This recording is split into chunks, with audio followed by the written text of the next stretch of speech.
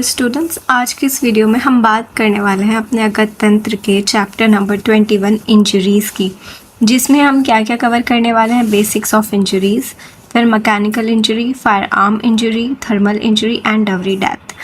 ये सारे पॉइंट्स हम कवर करेंगे, लेकिन उससे पहले देख लेते हैं कि सिलेबस में क्या मस्ट टू नो है, क्या डिज़ायर टू नो एंड क्या नाइस टू नो है।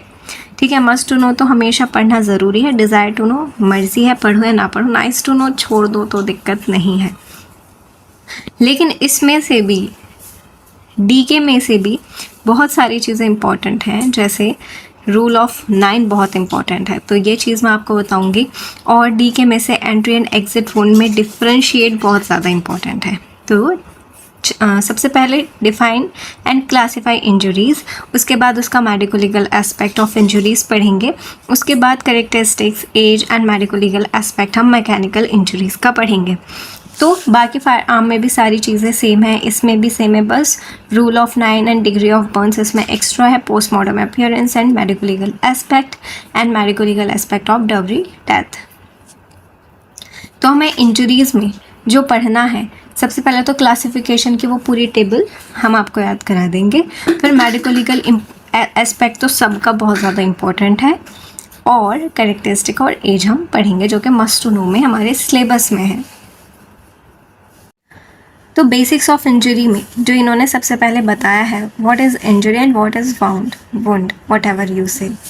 ठीक है, तो इंजरी वो होती है, सबसे पहले इंजरी की डेफिनेशन देखिएगा कि it is cause due to external mechanical force acting over body. देखो, वो कोई भी इंजरी और वुंड क्या होता है, कोई भी एक्सटर्नल मैकेनिकल फोर्स एक्ट करे बॉडी पर, जिसमें बॉडी और वेपन दोनों मूव कर रहे हों, या फिर सिर्फ और सिर्फ वेपन मूव कर रहा हो, या फिर सिर्फ और सिर्फ बॉडी मूव कर रही हो।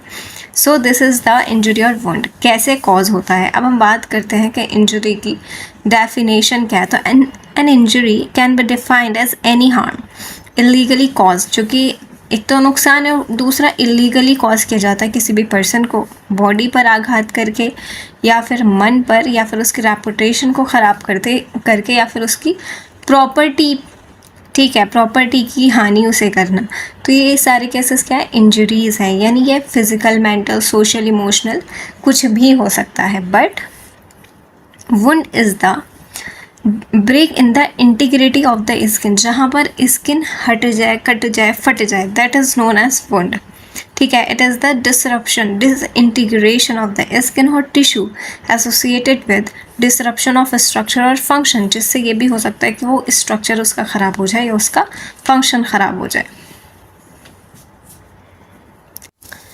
इसके बाद वो बता रही है कि some sections about injuries in IPC 1860, ये क्या है। ठीक है, ये सारे आप एक बार देख लीजिएगा, क्योंकि मैंने आपको बताया कि सिलेबस में तो इतना कुछ है नहीं। बेसिक्स ऑफ इंजरीज़ में mechanical injuries, mechanism of injury क्या होती है कि body absorb the natural force like gravity moment, ये सब इतना कोई ख़ास नहीं है। जो ख़ास है वो है क्लासिफिकेशन। ठीक है, इम्पॉर्टेंट है, किस किस तरह से क्लासीफाई कर सकते हैं। सबसे पहले वो देखो, based on causative factor, based on severity of injuries, based on nature of injuries and based on time और moment of injuries। तो सबसे पहले देखते हैं कॉजेटिव फैक्टर, क्या कॉज कर रहा है मैकेनिकल इंजरीज, यानी कोई मैकेनिकल फोर्स, प्रेशर है, थर्मल इंजरीज या फिर हीट या कोल्ड है, केमिकल इंजरीज, एसिड एंड कोरोजन्स हो सकते हैं, अदर्स में रेडिएशन, लाइटिंग, इलेक्ट्रिक एक्सप्लोजिव्स, कुछ भी। सीवियरिटी ऑफ इंजरीज कुछ सिंपल हो सकती हैं, कुछ ग्रीवियस हो सकते हैं, जैसे कि आपने किसी की आँख फोड़ दी, किसी का आपने हाथ तोड़ दिया, किसी का पैर तोड़ दिया, these are grievous injuries. Based on nature of injuries, suicidal हो सकता है, कोई खुद ही मर जाए, होमिसाइडल कोई किसी का मर्डर कर दे, एक्सीडेंटल धोखे से हो जाए, डिफेंस वुंड कोई अपने आप को बचाने के चक्कर में जो उसे चोट लगती है। देखो, कोई उसके दिल पे छुरी मार रहा है तो वो डिफेंस करता है कि उसका दिल, मतलब दिल से समझ लिया है कि चेस्ट रीजन है। ठीक है, कोई इसका चेस्ट रीजन पे प्रहार कर रहा है तो वो ज़्यादा घातक होगा, डेंजरस होगा एज़ कम्पेयर टू कि वो अपने डिफेंस में अपना हाथ आगे कर देता है तो उसके हाथ का जो फ्लैश है वो कट जाए, तो that is known as defence wounds. ठीक है, तो इससे क्या होता है कि डिफेंस में बड़ा नुकसान होने से बचाकर वो छोटा नुकसान करता है। सेल्फ इन्फ्लिकेटेड, ये हैंगिंग जो सुसाइड करते हैं वो उनमें ज़्यादा देखने को मिलता है कि जो नस काट लेते हैं वो एक बार में तो नहीं काट सकते। ठीक है, अपनी जान लेना उतना आसान भी नहीं है। तो सेल्फ इन्फ्लिक्टेड, ठीक है, ये भी मैं आपको बताऊंगी आगे आगे जैसे हम पढ़ेंगे। बेस्ड ऑन टाइम, यानी डेथ से पहले या डेथ के बाद में, एंटीमॉर्टम या पोस्टमॉर्टम। एंटी का मतलब है पहले, तो डेथ से पहले, पोस्ट मतलब बाद में, तो डेथ के बाद में। इम्पॉर्टेंट है ये क्लासिफिकेशन याद करना। इसके बाद हम मैकेनिकल इंजरीज़ में सबसे पहले अपना एब्रेशन पढ़ते हैं।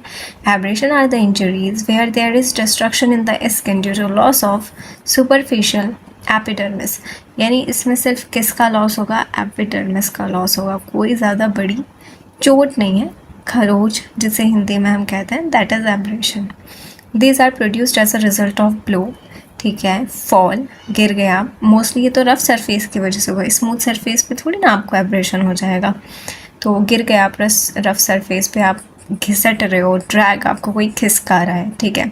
और मोस्टली ये देखा जाता है व्हीकुलर एक्सीडेंट, बाइक वाले जब उनका एक्सीडेंट होता है तो उस रोड पर घिसटते जाते हैं, वहाँ पर उन्हें जो चोट लगती है वो मोस्टली एब्रेशन है। एब्रेशंस में भी अगर मैं बात करूँ तो graze abrasions mostly accidental cases में देखने को मिलता है। अब देखते हैं कि दीज आर सुपरफिशियल इंजरीज, जैसे मैंने बताया कि एपिडर्मिस में है। When abrasion are healed there is no permanent scar. कोई भी एब्रेशन जब हमारे होता है तो उसका कोई परमानेंट स्कार नहीं होता, वरना तो हमारे शरीर पे सिर्फ चोटों के ही निशान दिखते। जितना शरारत हम बचपन में किया करते थे उस हिसाब से तो यही अनुमान है कि हमारे शरीर पे सिर्फ दाग धब्बे ही होते, बट क्योंकि वो सारी चोटें खरोच वाली और सिर्फ सुपरफिशियल वाली हुआ करती थी, इस वजह से उनका कोई स्कार परमानेंटली नहीं होता था, ठीक है। और आपको पता ही होगा, लेकिन जो डीप वाली आपके चोट लगती हैं, जो इंसिजन या लेसरेशन जो हो जाता था, उनके निशान होते हैं। मेरे भी एक बार साइकिल का हैंडल से एक खरोच लगी थी, बट वो बहुत गहरी थी, ठीक है, वो सिर्फ एपिडर्मिस तक सीमित नहीं थी। तो आज भी वो निशान बरकरार है एज अ निशानी के बचपन में क्या क्या हरकतें हम किया करते थे, ठीक है। तो जो सुपरफिशियल लेयर है उसका कोई परमानेंट स्कार नहीं होता है, याद रखेंगे। दे ब्लीड स्लाइटली, आपको पता है, खरोच लगती है तो थोड़ा सा ब्लीडिंग होती है। एंड अगर ज़्यादा सरफेस एरिया पर हो तो ब्लीडिंग ज़्यादा होगी और वो ज़्यादा पेनफुल भी होगा। The site of abrasion is the site of impact, कि जहाँ पर फोर्स होगा, जहाँ पर इम्पैक्ट होगा ऑब्जेक्ट का, तो वहाँ पर ही आपका साइट ऑफ एब्रेशन होगा। टाइप्स ऑफ एब्रेशन, इनमें टाइप्स बहुत ज़्यादा इंपॉर्टेंट है। ब्रूस का है, एब्रेशन का है, लेसरेशन का है, ये टाइप्स इंपॉर्टेंट है, ठीक है। क्योंकि ये चैप्टर इतना तो भारी नहीं है, इसमें बस टाइप्स ही याद कर लेना। इतना ही क्वेश्चन इससे बनेगा कि टाइप्स बताओ और उसका मेडिकल इम्पॉर्टेंस बता दो और उसका एज बता दो। तो बिल्कुल कॉमन सेंस एंड बेसिक्स जो आप चोट खाते आए हो बचपन से, वो आज यहाँ पर आपको काम आ जाएगी कि किस किस तरह से क्या क्या हमारे साथ हुआ है, ठीक है। सबसे पहले स्क्रैच की बात करते हैं। तो scratches are produced when surface layer of skin are collected in front of the sharp object like finger nails, pen या थॉर्न। जब आप फिंगर नेल से अपनी स्किन गलती से ही हो पाएगा ऐसा, तो क्या होता है कि स्किन एक तरफ से हटती है और एक तरफ जाके इकट्ठा हो जाती है। तो collected in the front of the sharp object, यानी जहाँ से शुरू होगा वहाँ से तो स्किन क्लीन रहेगी और बिल्कुल जहाँ एंड होगा वहाँ पे वो सारी स्किन इकट्ठी हो जाती है। ये होता है स्क्रैच। कैरेक्टरिस्टिक क्या है इसका? A clean area at the beginning and the heaping up of the surface layer at the end. अब हम बात करते हैं ग्रेस की। Graze is an injury which is produced when a broad surface of the skin slides और scrapes against the rough surface. अभी जो हमने पढ़ा था स्क्रैच में छोटा सा, ठीक है, ज़्यादा सरफेस एरिया नहीं है, छोटा सरफेस एरिया है। लेकिन ग्रेज में जब ज़्यादा सरफेस एरिया कवर होता है, रफ सरफेस के अगेंस्ट फ्रिक्शन में जब बॉडी रगड़ लगती है, so that is known as graze, जो कि मोस्टली कॉमन है ट्रैफिक एक्सीडेंट्स में। जब आप देखते होंगे बाइक वाला जो मैंने एग्जांपल दिया था, तो वो सारा निशान एब्रेशंस वाली चोटें होती हैं मोस्टली। बाकी और भी चोटें फ्रैक्चर हो जाते हैं, ठीक है। इन सीजन लेसरेशन भी हो सकता है, डिपेंड्स ऑन के क्या क्या वहाँ पे ईंधे पत्थर ये सारी चीज़ें तो नहीं है। लाइक इसमें जो याद करने वाली बात है तो direction of the injury is initially indicated by the serrated border and healed up epithelium at the end. इसमें एक तो सेरेटेड बॉर्डर्स होते हैं एंड हील्ड अप एपिथेलियम, जहाँ पर जाकर स्किन कलेक्ट होती है, इसका मतलब वो एंड पॉइंट है, एंड जहाँ से शुरू होगा वो बिल्कुल क्लीन होगा, ठीक है।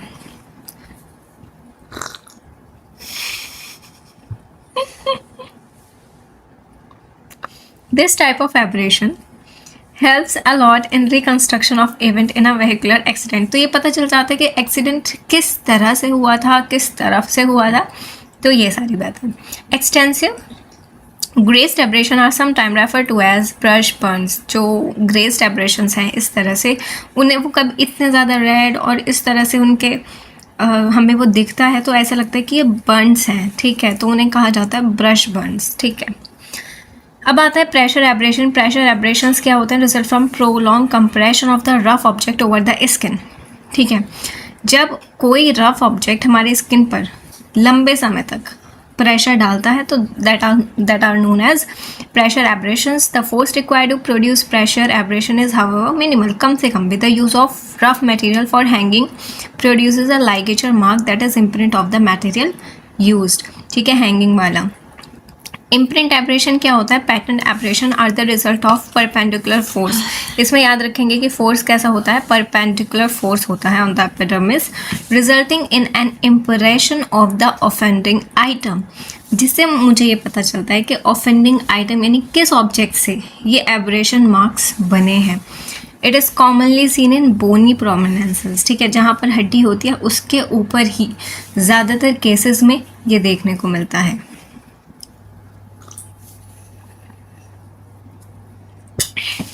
Examples are tyre mark. इसमें सबसे बेस्ट एग्जाम्पल जो होता है, कोई आदमी किसी का एक्सीडेंट हुआ, वो नीचे गिरा, ठीक है, तो आप मानो कि उसके पीछे से ट्रक आ रहा था उस बाइक वाले के, और उसके पैर के ऊपर ट्रक का एक पहिया चढ़ गया, तो उसके पैरों पर ट्रक के टायर के इम्प्रिंट्स होंगे, तो that are known as imprint abrasions, ठीक है। टायर के मार्क्स होते हैं, लाइगेचर मार्क्स, टीथ के मार्क्स होते हैं। डिफरेंशियल डायग्नोसिस सिलेबस में नहीं है, मैंने आपको बताया था, लेकिन पढ़ लो, दिक्कत नहीं है। बुक है ये डॉक्टर प्रवेश कुमार शर्मा की, मैं उसी से पढ़ी थी तो मैं आपको भी इसी से पढ़ा रही हूँ। इसका सेकंड एडिशन भी आ गया है जिसमें फ़ोटोज़ को और अच्छे से दिखाया गया है, तो आप इंजरीज़ को और अच्छे से समझ सकते हो। लेकिन अगर आपको मेरी बातों से ही समझ आ रहा है तो ठीक है। अब बात करते हैं हम मेडिकल एस्पेक्ट की, तो एब्रेशंस में भी simple in nature.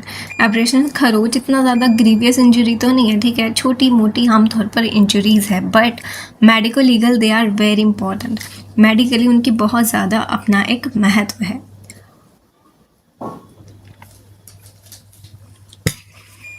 It is usually seen in accidents and assaults. Social aberrations are rare, ठीक है, suicidal वाले। It indicate site of impact and direction of force, ठीक है, जहाँ पर स्किन इकट्ठी है इसका मतलब वहाँ पर एंड ऑफ द फोर्स है, तो उससे पता चलता है कि किस साइड में, किस डायरेक्शन में हमारा फोर्स लगा था।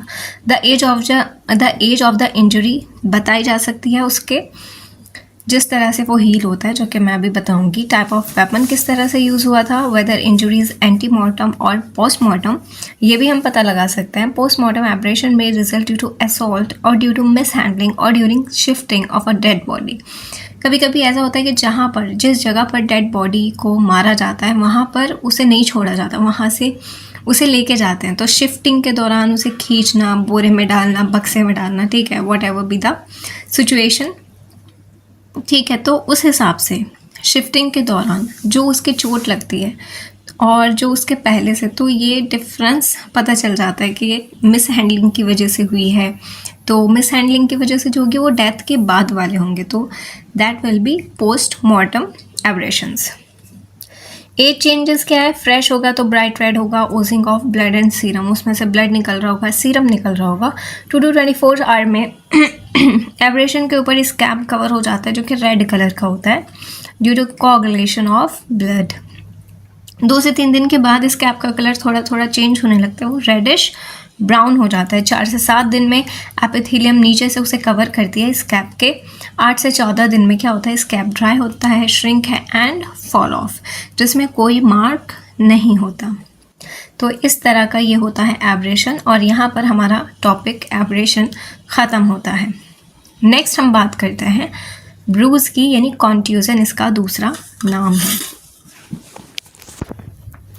तो bruise, a contusion is an effusion of blood into the tissue due to rupture of subcutaneous vessels, usually capillaries. आप इसे इस तरह से समझोगे, मान लीजिए कि आपका जहाँ पर ये जो है आपका फोर आर्म, ठीक है, यहाँ पर आपके किसी ने एक लकड़ी मार दी है, लाठी मार दी है, तो उससे क्या होगा, आपके स्किन तो रप्चर नहीं होगी, क्योंकि एक लाठी से स्किन तो रप्चर नहीं होगी, लेकिन स्किन तो ख़राब नहीं होगी, स्किन में एब्रेशन नहीं आएगा, स्किन कटेगी नहीं, क्योंकि वो तो इंसिजन, वो तो रफ सरफेस ब्लंट ऑब्जेक्ट है ना। शार्प ऑब्जेक्ट से स्किन कटेगी, तो ब्लंट ऑब्जेक्ट से स्किन कटेगी नहीं, लेकिन उसके जो अंदर के जो ब्लड वेसल्स हैं वो रप्चर हो जाएंगे, वो फट जाएंगे। अब जब ब्लड वेसल्स ही फट गई हैं, तो जो ब्लड उनसे निकलेगा तो वो कहाँ पर इकट्ठा हो जाएगा, टिश्यूज़ में इकट्ठा हो जाएगा। तो इस टिश्यू में इकट्ठा हुए ब्लड जो कि हमें कैसा कलर देता है, reddish, bluish, greenish, according to time, जो कि चेंज होता रहता है, इसे ही कहा जाता है ब्रूज। तो जो कि कैसे उत्पन्न होता है ये, कि रप्चर जब हो जाती है हमारी ब्लड वेसल।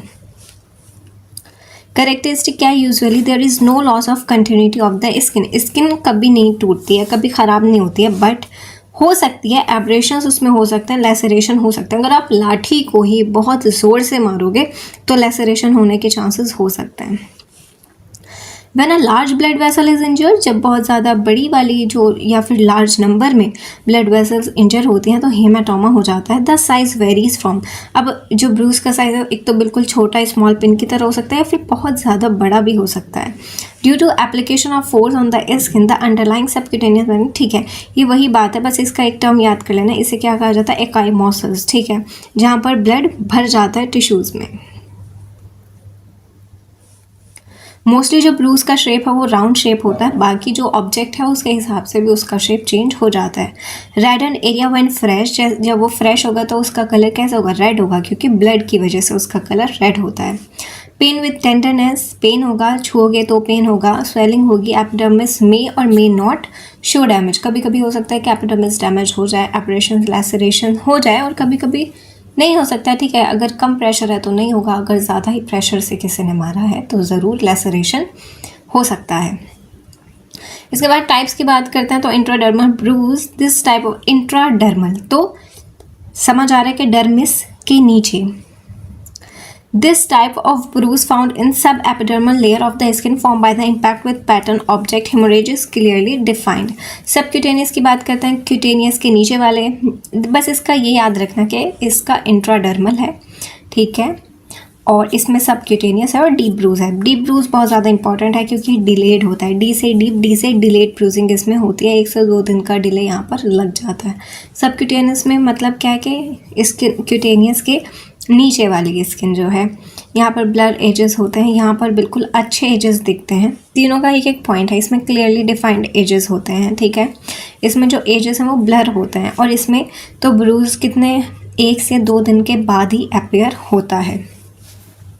फैक्टर अफेक्टिंग भी इंपॉर्टेंट है, तो सबसे पहले ब्रूज विल, अगर ये बहुत ज़्यादा इंपॉर्टेंट है, ब्रूज से क्वेश्चन आएगा तो फैक्टर मॉडिफाइंग ब्रूज ज़रूर पूछेगा, क्योंकि ये चीज़ बहुत ज़्यादा ज़रूरी है जानना कि ब्रूज होता किस जगह पर है, किन लोगों को ज़्यादा होता है, ठीक है। तो चलिए पढ़ते हैं। Bruise will occur easily at the place where skin is loose, जहाँ पर स्किन लूज होती है, जैसे आपके थाइज हैं, फोर आर्म्स हैं, यहाँ पर ज़्यादा लूज स्किन है तो यहाँ पर ब्रूज मोस्टली होता है, ठीक है। Round the eyes, scrotum and vulva. It is less in areas which are tough. कभी आपने देखा कि आपके स्कैल्प में ब्रूज हो गया, पाम ऑफ द हैंड या फिर सोल ऑफ द फीट में हो गया, नहीं होता है, बिकॉज वो लूज स्किन नहीं है, वहाँ पे तो स्किन बहुत ज़्यादा टाइट है। तो age of the subject, children and old people की भी जो स्किन होती है वो बहुत ज़्यादा लूज एंड सॉफ्ट होती है, तो इन्हें ब्रूज ज़्यादा होते हैं, ठीक है। और जो फीमेल्स हैं उसमें भी जेंडर के बेसिस पर अगर मैं बात करूँ मेल और फीमेल में, तो फीमेल में एफ से फीमेल, एफ से फैट बहुत ज़्यादा होता है, तो उसी फैट की वजह से फीमेल में ब्रूज भी ज़्यादा देखने को मिलता है और ईजिली ब्रूज उसमें हो जाता है। टेक्सचर एंड कलर, फेयर लोगों में ब्रूज इजीली दिख जाएगा, जो डार्क स्किन वाले हैं उसमें ब्रूज इतना इजीली नहीं पता चलता या नहीं दिखता। नेचुरल डिसीजेज जिन्हें ब्लड रिलेटेड डिसऑर्डर्स हैं लाइक हाइपरटेंशन है या फिर कोई सर्कुलेटरी सिस्टम का डिसऑर्डर है तो उन्हें भी इसका चांसेस रहता है, क्योंकि वहाँ पर क्या हो जाएगा, एक्स्ट्रा वेसेशन यानी collection of blood in the tissue, जो कि मैंने बताया कि कैपिलरीज का फट जाना। अब हम बात करते हैं इसके एज ऑफ द ब्रूज की। जैसे हमने एब्रेशन की बात की थी, तो फ्रेश होगा तो ब्राइट रेड ये वाला कलर इसमें थोड़ा अलग है, क्योंकि एब्रेशन में तो हमें पता चल रहा है कि स्कैप फॉर्म हुआ, स्कैप छूट गया, स्कैप छूट गया है, ठीक है, और उसके बाद बस वो फॉल ऑफ हो गया, श्रिंक हो गया, तो ये ईजी था। लेकिन ब्रूज में कलर किस तरह से चेंज हो रहा है, ये इसका पूरा प्रोसेस है कि बिलीरुबिन बिलीवर्डिन वाला के रेड हो गया, फिर वो ग्रीन हो गया, ठीक है। ये इतना नहीं याद करना है, बस इतना याद रखो कि हुआ क्या है कि फ्रेश था तो ब्राइट रेड था, क्योंकि रेड एकदम ब्लड था। 3 दिन बाद ब्लूइश हो गया, क्योंकि वो डीऑक्सीजनेटेड, क्योंकि वहाँ पर ऑक्सीजन नहीं थी। 4 day bluish black to brown, 6ठे दिन ग्रेनिश हो गया, 12वें दिन येलोइश हो गया, और 2 वीक के बाद नॉर्मल हो जाएगा, यानी नॉर्मल स्किन टोन से बिल्कुल मिल जाएगा। मेडिको लीगल इंपॉर्टेंस की बात करते हैं तो ब्रूज में भी एक्सीडेंटल हो सकते हैं, सुसाइडल हो सकते हैं और होमिसाइडल भी हो सकते हैं। इसके साथ साथ self inflicted bruise are rare as they are painful. Bruise आप जो सेल्फ इन्फ्लिक्टेड ब्रूज होते हैं वो आप भल्ला तक से बना सकते हो, ठीक है, भल्ला तक से, या फिर एक और है कि उसे आप लगाते हो तो ब्रूज कॉज करता है, अभी शायद वो भल्ला तक है, मुझे वो नाम याद नहीं आ रहा, चित्रक, पता नहीं वो क्या है, लेकिन एक ऐसा द्रव्य गुण में द्रव्य है तो उसे आप लगाते हो तो वो ब्रूज कॉज करता है, जो कि यूज़ किया जाता है कि इसने मुझे चोट मारी है, ठीक है, फेक धोखा देने के लिए, ठीक है। Actually it is simple injury but contusion of the heart में कॉज डेथ, ठीक है। अगर कॉन्ट्यूजन हार्ट दिल वाला कॉन्ट्यूजन है तो डेथ कॉज कर सकता है। मल्टीपल कॉन्ट्यूजन में कॉज डेथ फ्रॉम शॉक, क्योंकि आपका जो ब्लड है वो सर्कुलेशन में कम है, टिश्यूज़ में ज़्यादा भरा है, तो क्या हो जाएगा, हाइपोवोलेमिक शॉक हो जाएगा, इंटरनल हेमोरेज हो जाएगा। कॉन्ट्यूजन में कंटेन 20 to 30 ml ब्लड, इतना ब्लड वो कैरी करता है, तो ब्लड सारा ख़त्म हो जाएगा, हाइपोवोलेमिक शॉक से इंसान डेथ उसकी हो जाएगी, इंटरनल हेमोरेज।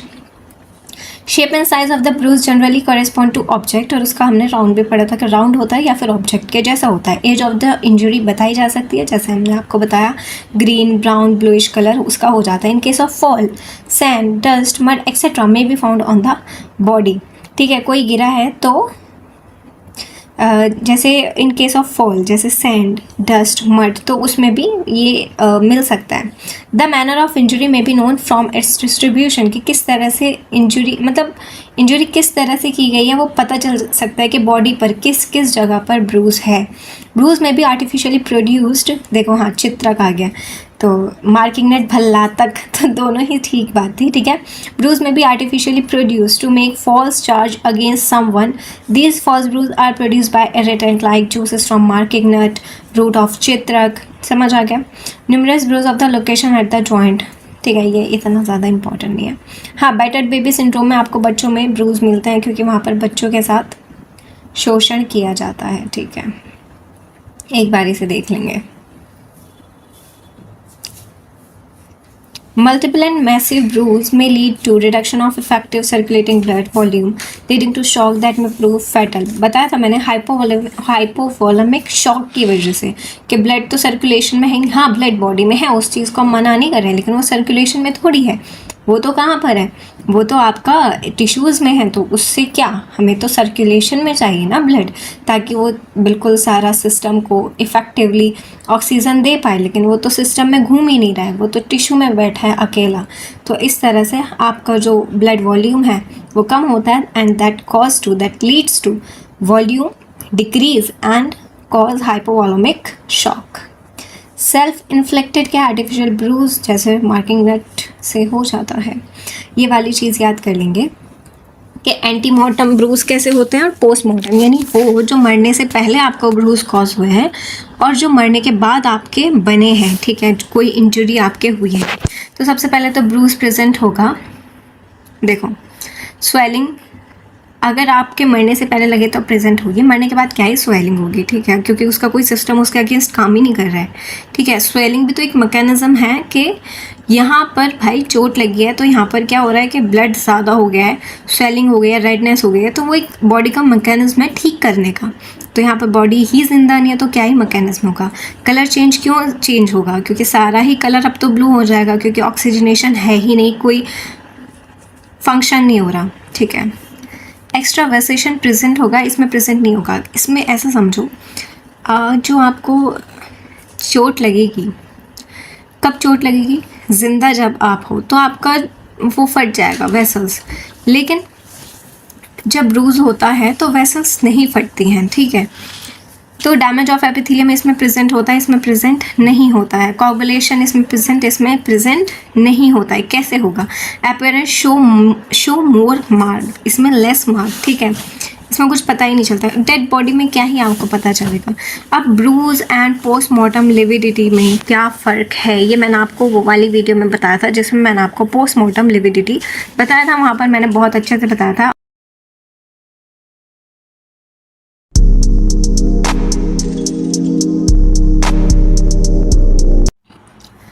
अब हम बात कर रहे हैं लेसरेशन वाउंड्स यानी लेसरेटेड वाउंड्स की। तो lacerated wounds are the wounds in which the tissue are torn as a result of application of blunt force to the body. Important point जो यहाँ पर हमें नोट करना है लेसरेशन में वो ये है कि ये होता है ब्लंट फोर्स से, जैसे आपके लाठी और हैमर या फिर बेलन, ठीक है, इन चीज़ों से आपको मारा जाए कि जो शार्प नहीं है तो उससे क्या होता है, वो एक ब्लंट फोर्स है, वो शार्प नहीं है तो वो आपके काटेगा नहीं लेकिन वो फाड़ देगा, ठीक है। समझते हो, ब्लंट फोर्स से आपके टिश्यू कटते नहीं है, वो फटते हैं। किस तरह से, मैं आपको इमेज दिखा दूँ, इस तरह से, ठीक है, इस तरह से फट जाता है। कटने का मतलब तो आपको पता है, ये होता है कटना और ये होता है फटना, यानी इसमें कोई शार्प एजेस आपको नहीं मिलेंगी।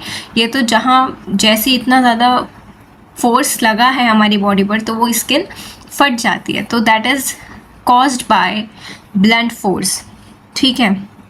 The force may be produced by some moving weapon और object और by fall, ठीक है। आपके मान लो आपके सर पर डंडा गिर गया, ठीक है, या बेलन गिर गया, तो अगर सर फट जाता है तो इसका मतलब क्या है कि वो ब्लंट फोर्स यानी वो लेसरेटेड वाउंड है, ठीक है। Localised portion of tissue are displaced by the impact of blunt force, यानी जहाँ पर वो फोर्स लगता है वहाँ का जो टिश्यू है वो फट जाता है, डिस्प्लेस हो जाता है। This displacement set up traction force and tearing और rupture of the tissue.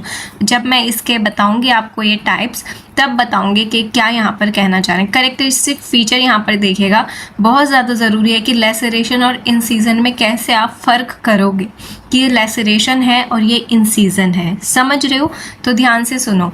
The edges are irregular, अगर आप किसी छुरी से काटते हो तो वो रेगुलर होगा, रैग्ड एंड फ्रीक्वेंटली ब्रूज होगा। क्यों, क्योंकि वहाँ पर ब्लंट फोर्स से ही मैंने आपको बताया था कि ब्रूज होता है ब्लंट फोर्स से। The margins are commonly abraded and abraded area correspond to the surface of impact.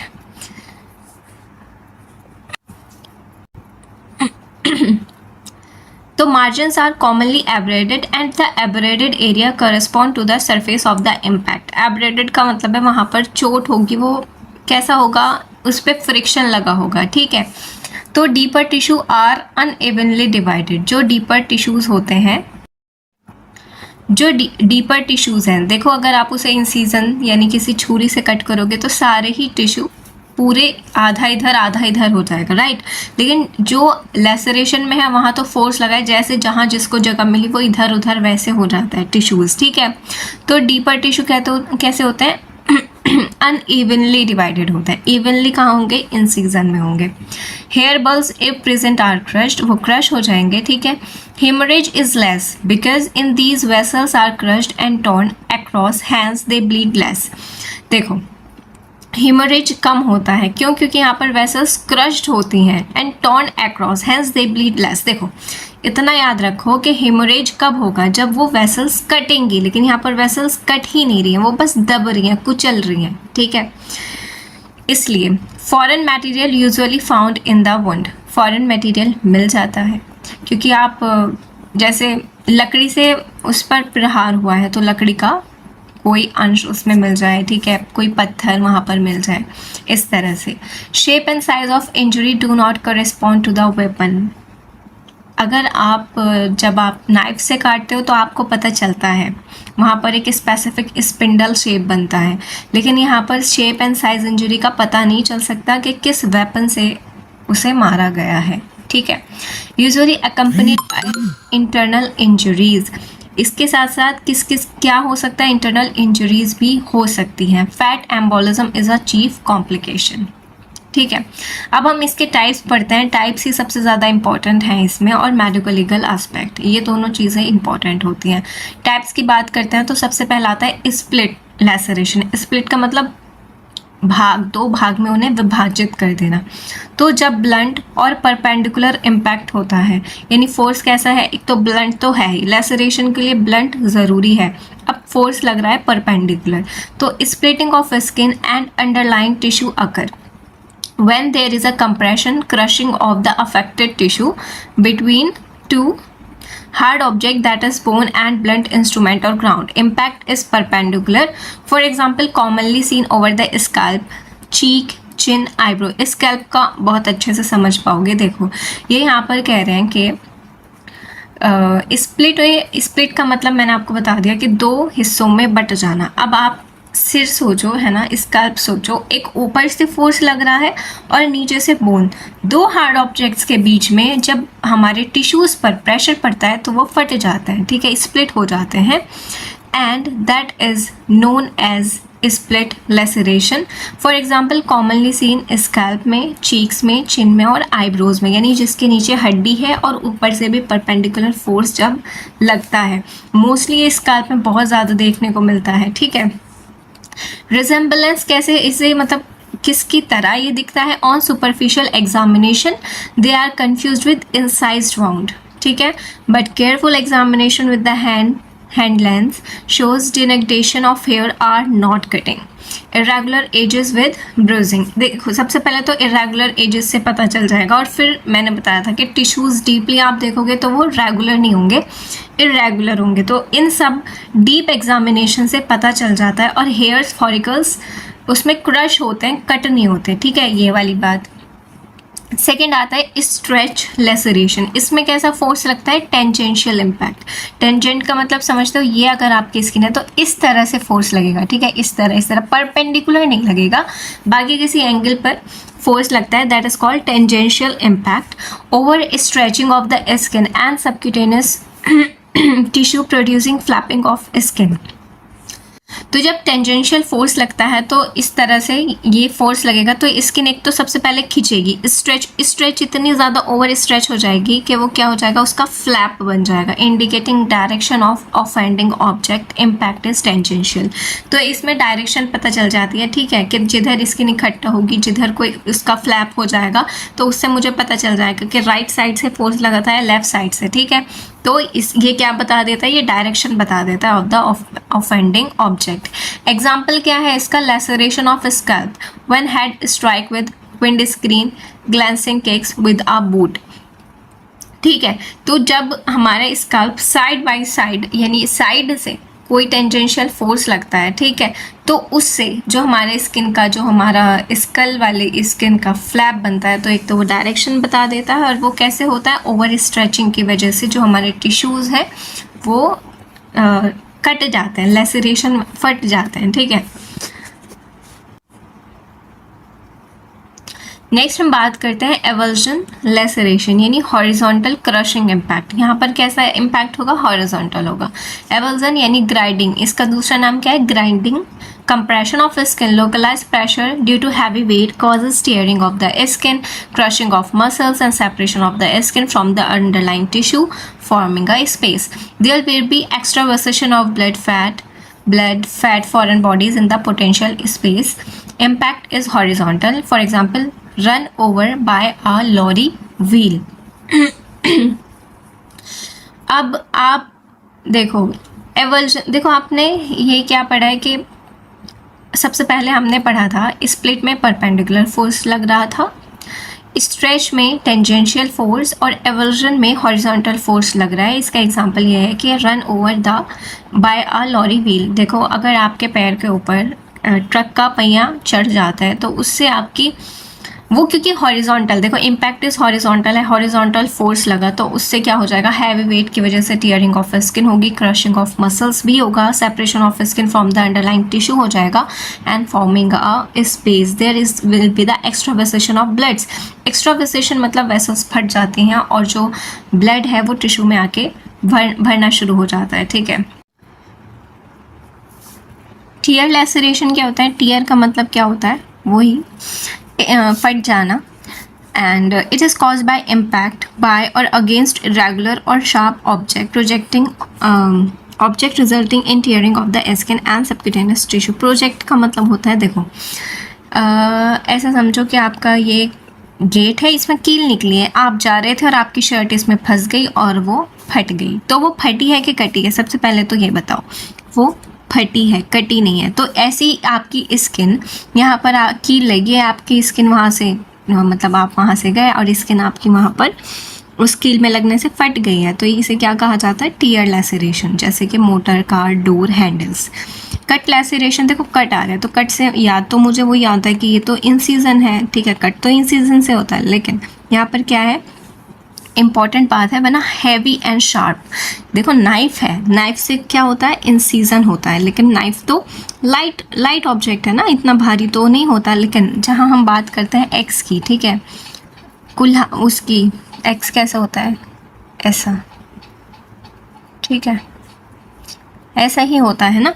तो जब ये एक्स की बात करते हैं तो ये एक तो भारी है और शार्प भी है। तो जब आपकी स्किन इससे कट होती है तो आपके जो आसपास के टिश्यूज़ हैं वो ब्रूज करते हैं, वो भी अफेक्ट होते हैं। इसका एग्जांपल ऐसा है कि टमाटर है, उसे आपने छुरी से काटा तो बहुत आसानी से बहुत अच्छा उसका कटिंग होगी, लेकिन आपने उसके ऊपर कुल्हाड़ी मारी या कुल्हाड़ी से काटना चाहा तो वो कटेगा भी और फटेगा भी, वो दोनों काम उसमें होगा। तो क्योंकि वो हैवी है और शार्प भी है, तो हैवी की वजह से तो ब्रूस करेगा और आसपास के टिश्यू को ख़राब करेगा, और शार्प की वजह से वो काटेगा तो सही, लेकिन वो काटना नहीं कहलाएगा, क्योंकि वो एक उस तरह से नहीं काट रहा जिस तरह से इंसिजन काटता है। ठीक है, तो ये बात आपको समझ आ गई होगी। कॉम्प्लिकेशंस है, एक बार आप पढ़ लीजिएगा, इसमें कोई दिक्कत वाली बात नहीं है। मेडिको लीगल इंपॉर्टेंस हम देखते हैं। Laceration are usually seen in accidents, सबसे ज़्यादा ही किस में देखा जाता है, एक्सीडेंट्स में एंड असॉल्ट्स में। सुसाइडल लैसरेशन आ रही है, देखो कोई इतना तो नहीं बियर कर सकता, बहुत ज़्यादा पेनफुल ये होता है। The type of laceration may indicate the cause of injury और the shape of the weapon. ठीक है, किस तरह का लैसरेशन है उस हिसाब से हमें पता चल सकता है कि इंजरी किस तरह की है और किस तरह का वेपन यूज़ किया गया था। Foreign matter may be found in wounds indicate the crime circumstances, उसमें फॉरेन मैटर्स भी पाए जा सकते हैं जिसकी वजह से हमें पता चल सकता है कि क्राइम किस तरह से हुआ था। These are usually grievous injuries, ये बहुत ज़्यादा हार्म पहुंचाती हैं, वो ग्रीवियस इंजरीज हैं, तो ये बहुत ज़्यादा ग्रीवियस है, ख़तरनाक है। एक्सीडेंटल कॉमन होता है, involve the expose part of the body, mostly कहाँ पर होता है, expose part. Homicidal found on non accessible parts of the body, अगर ये होमिसाइडल है तो ये नॉन एक्सेसिबल पार्ट्स में मिलेगा, जैसे कि आपको चेस्ट रीजन पे मिल सकता है। ठीक है, सुसाइडल वेरी रेयर है because very painful. Age of laceration, सबसे पहले तो ब्लीडिंग होगी, आफ्टर 12 से 14 घंटे क्लॉटिंग, मार्जिन स्वेलेंस हो जाएंगी, और 3 से 5 दिन margin adherent with dry crust, ठीक है, वो जुड़ना शुरू होगा। उसके बाद 6 से 7 दिन में ग्रेनुलेशन टिश्यू स्कैब फॉल्स, उसके बाद healing and scar is whitish, इसमें स्कार होता है, ये इसका एग्जाम्पल है, इमेज है। अब हम बात कर रहे हैं इंसाइज्ड वुंड की। It is a wound produced by a sharp weapon such as knife, blade, scalpel etcetera, and it is a clean cut through the tissue which is longer than the depth. ये क्या बोल रहे हैं, समझाती हूँ। जब आप ये वाले मार्क्स देख लीजिए जो इसमें इमेज है, ये आपको लंबे ज़्यादा दिख रहे हैं, डेप्थ इनकी कम है। तो इंसाइज राउंड कैसे होते हैं कि इनकी लंबाई तो ज़्यादा होती है, लंबाई इनकी ज़्यादा है, लेकिन इनकी जो गहराई है वो कम होती है। याद रखेंगे ये बात, ये इसमें डिफ्रेंशिएट करने में पूछा जा सकता है। ठीक है, तो इस चीज़ को याद रखेंगे। Appearance and severity depends on shape of the weapon क्या है, शार्पनेस कैसी है, मैनर ऑफ इन्फ्लेक्शन क्या है, टिश्यू कौन सा इन्वॉल्व है। करेक्टरिस्टिक फीचर्स ये इंपॉर्टेंट है क्योंकि यहाँ पर आपको डिफ्रेंशिएट करने के लिए ज़रूरी है। यूजुअली कैसा होता है, स्पिंडल शेप होता है, गैपिंग होती है, मार्जिन क्लीन होती है, रेगुलर होती है। If the skin is firm and taut. Irregular margin are, अगर स्किन लूज है तो इरेगुलर मार्जिन हो जाएंगे, स्किन टाइट है तो कैसा हो जाएगा, इस क्लीन कट होंगे। एजेस की बात करते हैं, शार्प, एवनली डिवाइडेड होता है, इवर्टेड यानी बाहर की तरफ निकला हुआ, retraction of skin and underlying musculature cause eversion of margin and gaping of wound. ठीक है। बेस क्या है कि intervening deeper tissue are cleanly and evenly divided. वहाँ पर मैंने बताया था कि deeper tissues evenly unevenly divided होते हैं। डायमेंशन की बात करते हैं तो ये इंपॉर्टेंट है कि length is greater than depth. ठीक है। Width of wound is greater than the as of the weapon. जो विड्थ होती है वो ग्रेटर होती है क्योंकि टिश्यू बाद में भी फैल जाते हैं, तो विड्थ जो है वो ज़्यादा होती है वेपन से। टेलिंग की बात करते हैं तो starting of the incised wound is deeper and it gradually become shallower and tail off towards the end. The tailing of a incised wound shows the direction by which the weapon was thrown off. Very important, ये तो बहुत ही ज़्यादा important है, समझते हो। इनसे ही देख लो, ये वाला जो इमेज है मान लो कि इसने इस डायरेक्शन में कट किया, ठीक है, इस डायरेक्शन में, तो ये वाली जो साइड है वो ज़्यादा डीप होगी और ये वाली शैलो होगी। ठीक है। ये ऊपर से जहाँ से फर्स्ट इम्पैक्ट होगा वो ज़्यादा डीप होगी, उसके बाद से वो कम गहरा होता जाएगा, तो ये वाला डीप होगा, ये वाला शैलो होगा। तो अगर मुझे इस पर बताना है, मैंने ये देखा कि ये डीप साइड है, ये शैलो है, तो मैं बता सकती हूँ कि यहाँ से पहले फोर्स आया, फिर इस तरह इस डायरेक्शन में काटा गया था। नेक्स्ट बात करते हैं bleeding. If vessels are clean cut bleedly freely and profusely. अगर वेसल्स आर क्लीन कट यानी वेसल्स काटी गई, मैंने बताया कि लेसरेशन में तो क्रश होती है, लेकिन इसमें कट होती है और कट की वजह से वो बहुत ज़्यादा ब्लीड करता है। रिवील्ड कट्स में बस इतना याद रखो कि the blade of the weapon enter the body obliquely. इसमें कैसे होता है, ऑब्लिक कट लगता है, बस इतना याद रखना। अब हम बात करते हैं कि क्या क्या चेंजेस होते हैं। ठीक है। तो ये देखो 0 से 24 आवर्स में यानी फर्स्ट डे क्या होगा, ब्लीडिंग स्टॉप हो जाएगी, ब्लड क्लॉट फॉर्म्स होगा, edges are red and swollen हो जाएगा। 2 से 3 दिन में इन्फ्लेमेशन बढ़ेगा, वुंड स्टार्ट स्टिकिंग टुगेदर। ठीक है, वो थोड़ा जुड़ना शुरू होगा, अर्ली हीलिंग बिगिंस। 3 से 5 दिन में granulation tissue appears, new blood vessels form. ये याद रखेंगे कि अब यहाँ पर न्यू ब्लड वेसल्स फॉर्म होना शुरू हो जाती है। 5 से 7 दिन में when become stronger, ages join well, scalp falls starts to fall।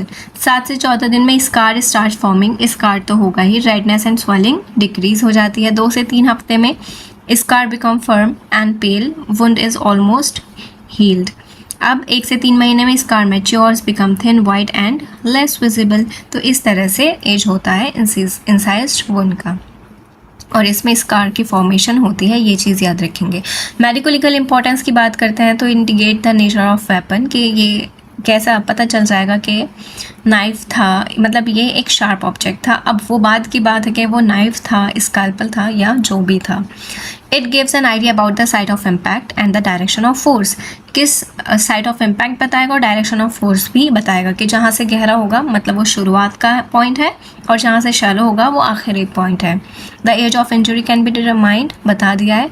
Position of wound में indicate mode of action, suicidal है, एक्सीडेंटल है या होमिसाइडल है। ठीक है, कि वो किस तरह का है ये सब पता चल सकता है। ठीक है, सुसाइडल है तो multiple superimpose parallel of varying depth found on opposite side of the working hand of the deceased. देखो जिस राइट हैंड से वो राइट हैंड की नस तो नहीं काट सकता, तो वो लेफ्ट हैंड की ही काट पाएगा। तो मल्टीपल होंगे, मल्टीपल क्यों होंगे, क्योंकि वो हेजिटेशन वुंड्स होते हैं, क्योंकि एक बार में कोई नहीं काट सकता। अपने आप को मारना इतना आसान नहीं होता है, तो वो पहले हिचकिचाता है। These are known as hesitation wounds, क्योंकि वो थोड़ा काट के देखता है कि कितना दर्द हो रहा है, मैं मर तो नहीं जाऊँगा। देखो जब कोई इंसान ऐसा सोचता होगा तो बड़ा ख्याल उसके मन में आता होगा कि क्या करूँ क्या ना करूँ। ठीक है, तो इसी वजह से उसमें मल्टीपल वुंड्स देखने को मिलते हैं, सुपर इम्पोज मिलते हैं, parallel of varying depth found on opposite side of the working hand, the disease show hesitation और tentative cuts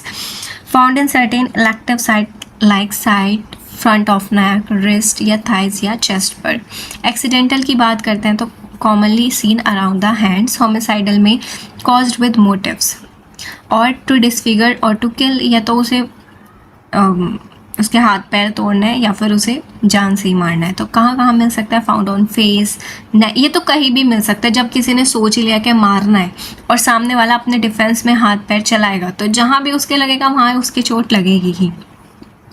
additionally defence wound on the hand and arms are found if victim was conscious. देखो अगर victim conscious होता है तो सबसे पहले तो अपने हाथ ही वो चलाता है, पैर तो नहीं इतना चला पाता, क्योंकि जो प्रहार मोस्टली वो चेस्ट रीजन पर करेंगे या फेस पर करेंगे तो वो अपने आप को बचाने के लिए, यानी ज़्यादा लॉस ना हो, कम लॉस हो जाए, इससे वो हाथ आगे करते। तो कहाँ पर मार्क्स इंसाइज्ड मिलेंगे? हैंड्स पर और आर्म्स पर। Homicidal wants very considerably in direction, depth and location. कहीं भी देखो होमिसाइडल में सामने वाला उसे मारने की जरूरत में लगा पड़ा है और जो दूसरा है वो बचने के, तो कहीं भी कुछ भी मार्क्स मिल सकते हैं।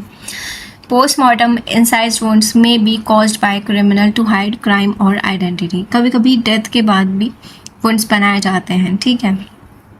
इंसाइज्ड वुंड्स और लैसरेटेड वुंड्स क्या होता है, अभी ये इसका डिफरेंस भी इम्पॉर्टेंट है। तो सबसे पहले शेप क्या होता है? इंसिस्ड में स्पिंडल होता है, इसमें इरेगुलर है।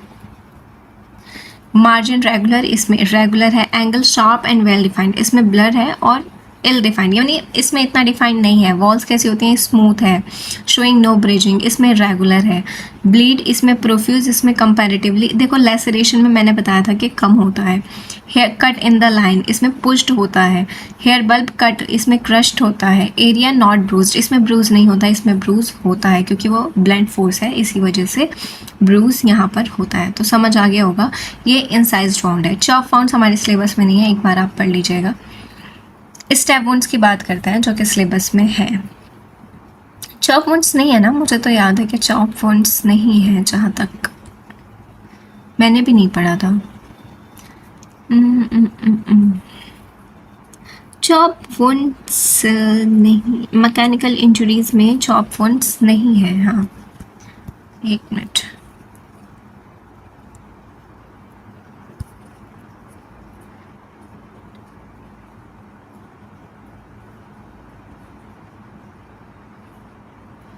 चॉप वुंड्स देखो क्या क्या है यहाँ पर। एब्रेशन, ठीक है, इसमें तो दे ही रखा है इन्होंने, बट सिलेबस में नहीं है, ठीक है। चॉप वुंड्स नहीं है, एब्रेशन, लैसरेशन, ठीक है, ये सारी चीज़ें हैं। चॉप वुंड्स तो नहीं है। नेक्स्ट हम बात करेंगे स्टैब वुंड्स की, जो कि बहुत ज़्यादा इम्पॉर्टेंट है, ठीक है। चॉप वुंड्स नहीं है ना, स्टैब वुंड्स कहाँ गया?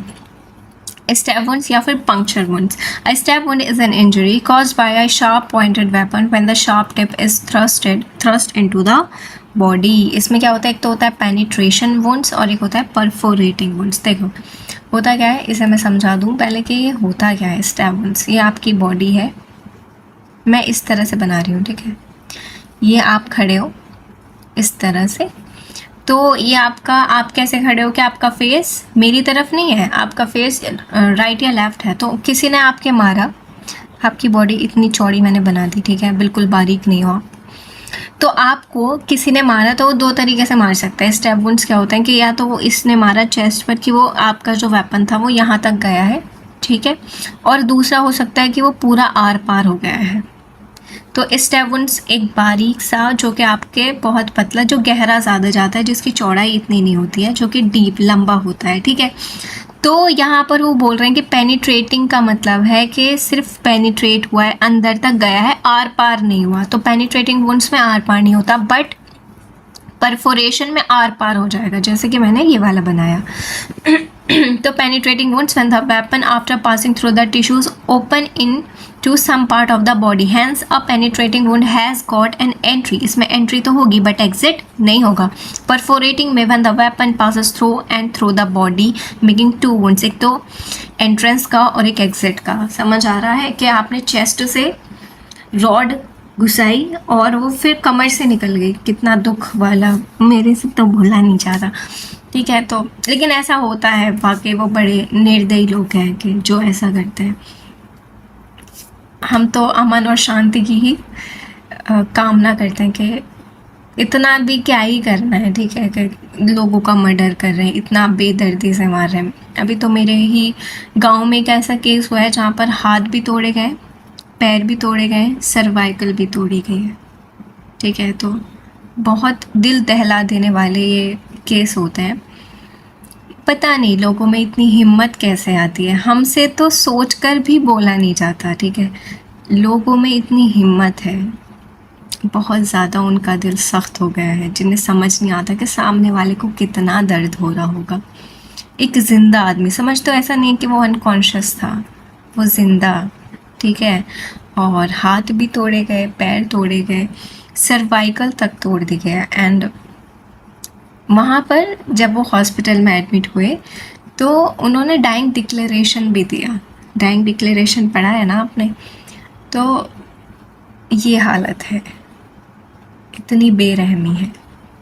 खैर चलिए अब हम बात करते हैं causative weapons की। Flat and pointed objects like knife and dagger, sharp and round objects like needle, ice picks, elongated and blunt like scissors या फिर फेंस। सीजर से तो देखो आर पार नहीं होगा, तो एक ऐसे कौन सा करेगा, पेनिट्रेटिंग वुंड्स कॉज करेगा। जैसे मैंने आपको बताया था लोहे की लॉर्ड, वही एग्जाम्पल उनके साथ उसी से उन्हें इंजर्ड किया गया था, तो वही मेरे दिमाग में एकदम स्टक किया है, क्योंकि हाल फिलहाल की ही बात है। तो लोहे की रॉड आर पार हो सकती है, खैर वो तो आर पार नहीं उनके हुई थी, उनके तो पैर और हाथ ही तोड़े गए थे। तो ये आर पार जो हो सकते हैं वो क्या हो जाएगा, परफोरेशन और penetrating. Characteristic of stab wounds क्या होते हैं कि margin clean cut with no abrasion और कॉन्ट्यूजन, इसमें कोई कॉन्ट्यूजन कोई एब्रेशन नहीं होता। Hilt mark may be present in full penetration.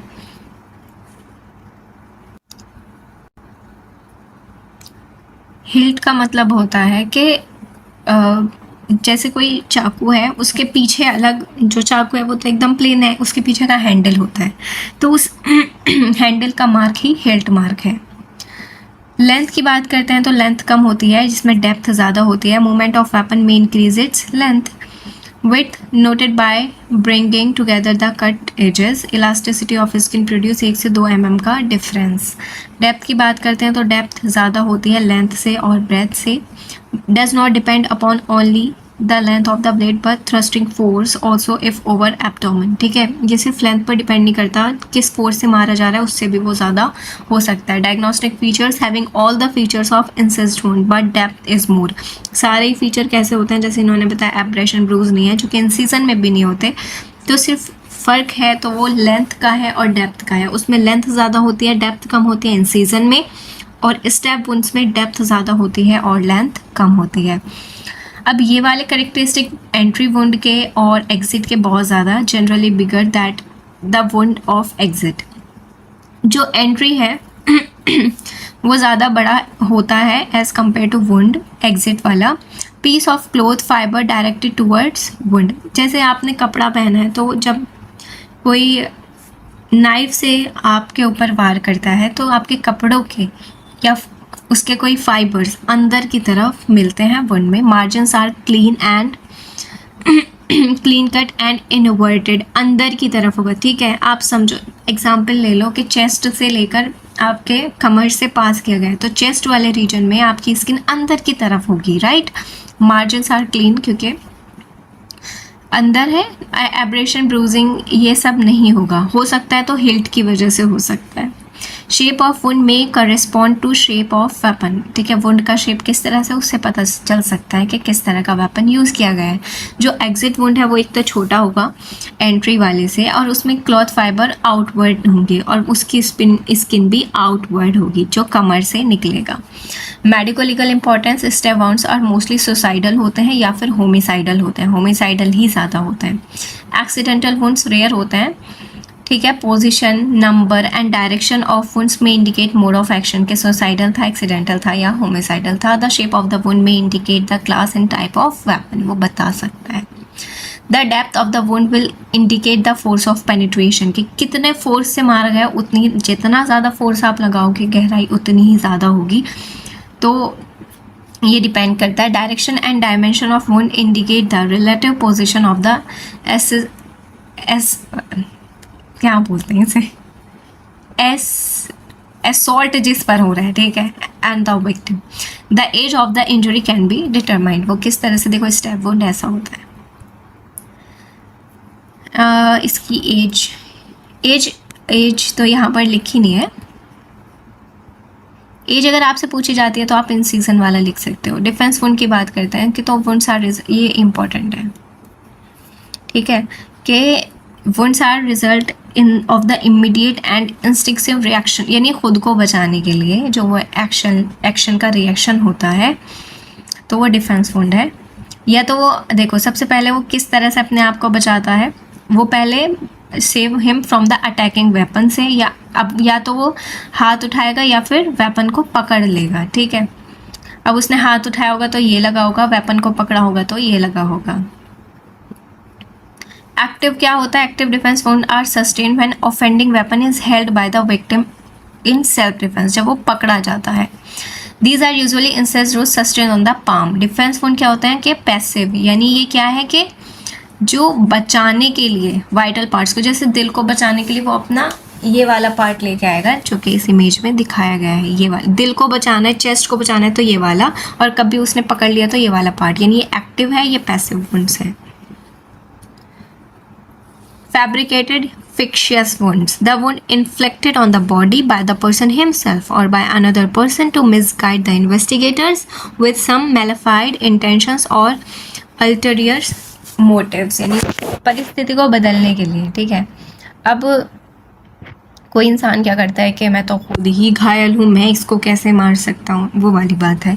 Motive to bring a charge against a person और to implicate an innocent person in a false case.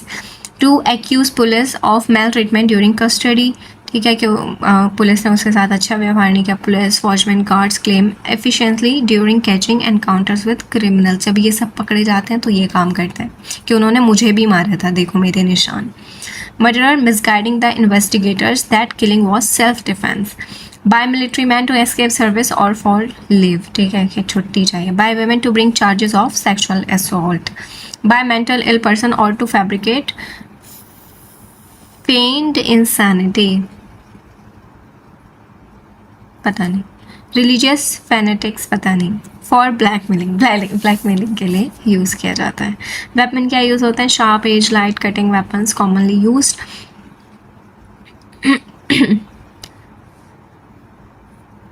ठीक है, कि अपने हाथ पैर काट लिए। फायर आर्म्स कौन ही यूज़ करेगा, बहुत कम होता है। Chemical marking not very important है। ब्लंट वेपन्स कम यूज़, क्योंकि भाई दर्द होता है इनसे, ठीक है, इससे तो पता नहीं जान ही चली जाए, तो केमिकल यूज़ कर लेते हैं, या फिर शार्प एजेस। साइट एक्सेसिबल होता है। एक तो नॉन वाइटल होगा कि कोई अपना दिल तो नहीं फाड़ देने का, ठीक है, पेट तो नहीं फाड़ने का। एक्सेसिबल हाथ पैर, ठीक है, छोटे छोटे चोट। Top of the head, four head, outer side of the left arm, ये सारे एक्सेसिबल पार्ट्स हैं, यहाँ पर मार सकते हैं, ठीक है। राइट हैंड पे तो नहीं मार सकता। Front of left four arm, front of chest, abdomen, front of outer part of thighs. Diagnosis कैसे किया जाता है? Careful history taking and examination. Injuries का वुंड आर सुपरफिशियल होता है, मल्टीपल होता है, मेड हाफ हार्टेडली। सुपरफिशियल होंगे कि ज़्यादा मुझे चोट ना लगे, मल्टीपल होंगे काट काट के देखा गया, एक बार तो नहीं कट लग सकता ना। वुंड में भी इंसाइज्ड, कॉन्ट्यूजन्स और स्टैब्स एंड बर्न्स हो सकते हैं। सीन कहाँ पर होगा? Accessible area. नॉन वाइटल होगा, जहाँ पर लेस फंक्शनिंग एरिया होगा। Cause by light cutting material, जैसे नाइफ, फ्रेजर और ग्लास पीस से। If clothes are involve, they are damage, they are cut in a way incompatible with the number, length, direction of nature of wounds. इस तरह के ये होते हैं धोखेधड़ी वाले। नेक्स्ट वीडियो में पढ़ेंगे फायर आर्म इंजरीज। तो यहाँ पर हमारे मैकेनिकल इंजरीज ख़त्म हो गई हैं 2 वीडियोज़ में, ये पार्ट 2 में आएगा। तो ठीक है, मिलते हैं आपसे नेक्स्ट वीडियो में। Bye bye.